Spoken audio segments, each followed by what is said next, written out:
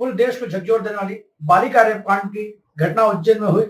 हालांकि मामले में आरोपी के पकड़ा जाने के बाद पटाक्षेप हो गया, लेकिन इस मामले में पुलिस की जो सकारात्मक भूमिका सामने आई है वो एक अद्भुत है। खास बात यहाँ महाकाल थाने के थाना प्रभारी अजय वर्मा ने जो पहल की है वो अनुकरणीय है। इस मामले को लेकर हम अजय वर्मा जी से चर्चा करने आए। तो वर्मा जी, आप बताएं कि घटना की जानकारी आपको कैसे मिली थी और फिर आपने क्या क्या करा?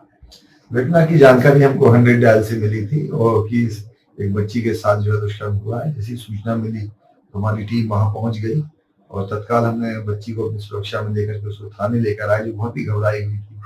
जैसे कोई सहानुभूति से बात की गई, हमारी महिला अधिकारी आ गई कविता मंडल, और तत्काल भी मैंने घटना पुलिस अधीक्षक महोदय को बताई तो उन्होंने उतनी तत्परता से साइबर की टीम और सीएसपी माधव नगर को जो महिला है हमारी अधिकारी हैं उनको भेजा। इन्होंने बड़ी ही सहजता से उस बच्ची को समझा के पूरी घटना को जानने का प्रयास किया और उसको तत्काल ही मेडिकल सुविधा उपलब्ध करवाई। और जब जैसे ही लगा कि अंदरूनी चोटें भी हो सकती हैं तो तत्काल ही उन्होंने एमआईएच के लिए रेफर कराया, जहाँ उसकी उच्च स्तरीय उसका इलाज शासन स्तर पर कराया जा रहा है और उसकी देख रेख चल रही है।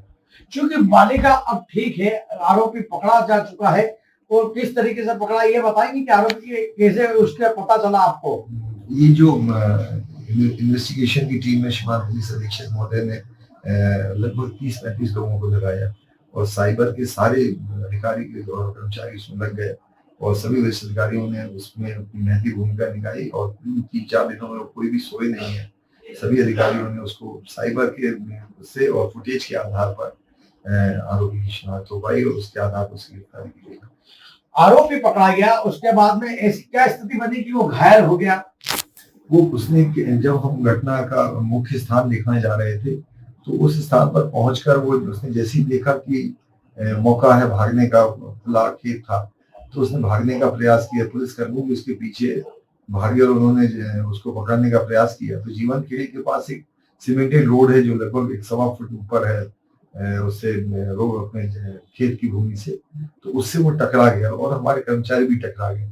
तो उनको इसको भी चोटें आई और हमारे कर्मचारियों को भी चोटें आई। तो आज आरोपी को कोर्ट में पेश करेंगे या उसका कोई ऑपरेशन है या उसका मकान तोड़ने की भी चर्चा चल रही है? इसमें तो चूंकि वो झुग्गी झोपड़ी में रहता है और मकान की स्थिति वैसी है ही नहीं, गरीब उसके माता पिता हैं, लेकिन जो उसने कृत्य किया वो बहुत ही निंदनीय है और किसी प्रकार से समाज में स्वीकार योग्य नहीं है। तो उनका जो अभी इलाज चल रहा है, इलाज के बाद क्या स्थिति रहती है उस पर तय होगा, लेकिन हम माननीय न्यायालय को उसकी सूचना दे रहे हैं अभी और माननीय न्यायालय के निर्देशानुसार जैसी होगी वैसी कार्रवाई की जाएगी। ठीक है कि एक घटना हुई, पूरे देश को झकझोरा, लोगों में काफी गुस्सा था, आरोपी पकड़ा गया। इसमें सबसे बड़ी भूमिका पुलिस की ये सामने है कि पुलिस ने अपना कर्तव्य तो निभाया, साथ में पुलिस ने मानवता का भी परिचय दिया। 2 पुलिस कर्मियों ने जहाँ इसमें ब्लड दिया है, वहीं पर एक आपने घोषणा की कि अब वो बालिका को आप गोद ले रहे हैं, उसके पूरे पढ़ाई का लिखे का खर्चा करेंगे। तो ये भावना आप में कब आई? मैंने बच्ची को जिस हालात में देखा और जब मैं बच्ची को मेडिकल कराने ले गया और वहां डॉक्टर का एग्जामिन करने के दौरान जो उसकी चीखें सुनी तो मेरा मन द्रवित हो गया। यहाँ से मेरे मन में आया कि मैं इस बच्ची के लिए जरूर कुछ करूंगा और बाबा महाकाल से भी मैंने प्रार्थना की, बाबा मेरे संकल्प को पूरा कराना। और मुझे बड़ी खुशी है कि मेरे इस छोटे से संकल्प में बहुत से लोग साथ आ गए। डॉक्टर विनोद भंडारी जी रविंदो के मालिक हैं, उन्होंने कहा है कि वो इस बच्ची का पूरा इलाज और उसको पढ़ाई के लिए भी वो मदद करेंगे और इसी तरह अन्य संस्थाएं भी आगे आ रही हैं। और मुझे विश्वास है कि इस उज्जैन शहर में अगर उसको इतनी तकलीफ दी है तो ये उज्जैन शहर की बेटी है, ना सिर्फ मेरी बेटी। आप के कितने बच्चे हैं और परिवार आपके इस जो आपने ये प्रण लिया है इसमें आपके परिवार की क्या भूमिका है, उनका क्या सोचना है? मेरी पत्नी तैयार हैं और बहुत खुश हैं कि मैंने ये डिसीजन लिया। सब परिवार मेरे साथ है, मेरे 2 लड़के हैं, लड़की नहीं है मेरी, और हम साथ हैं। हम सभी इस निर्णय से खुश हैं और बच्ची को हम प्रयास करेंगे कि हम उसको पूरी तरीके से संरक्षण दें और ये ऐसा होगा।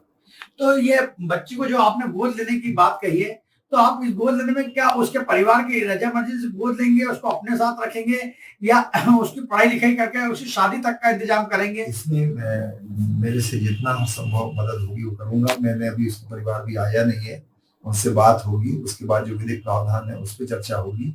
लेकिन ये तय है कि उसे अब इतना संरक्षण मिल जाएगा कि उसकी स्वास्थ्य, उसकी शिक्षा और उसके शादी का जो व्यवस्था है वो मैं हर हाल में अपने जीते जी करते जाऊंगा।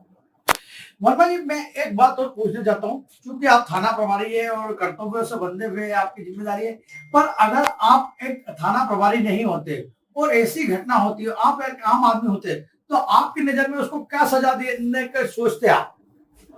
मैं तो खैर यही कहूंगा कि आम आदमी भी होगा तो आम आदमी को समझना चाहिए, संवैधानिक व्यवस्थाएं उन्हीं के अनुरूप आदमी को दंड मिले। मैं कोई भी ऐसा कार्य नहीं करना चाहता जो संविधान से बाहर हो। अभी सुनने में आया है कि उज्जैन बार एसोसिएशन ने उसका केस लड़ने से मना कर दिया और उसको उसकी फांसी की सजा की मांग करेंगे, क्या ऐसा संभव है?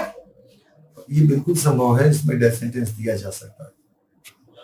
तो अभी आपने सुना महाकाल थाना प्रभारी अजय वर्मा को, जिन्होंने इस केस की जांच कर रहे हैं, जिन्होंने बड़ी मशक्कत के बाद में अपनी टीम के साथ मिलकर 72 घंटे के अंदर दुष्कर्म के आरोपी का पता लगाकर उसे गिरफ्तार कर लिया और अब वो उसके पूरे जिंदगी की जिम्मेदारी उठाने को तैयार है कि आप ऐसे ही थाना प्रभारी या पुलिसकर्मी हर जगह रहे तो माहौल कुछ और होगा, नजारा कुछ और दिखाई देगा। एनडीटीवी के लिए उज्जैन से ललित जैन।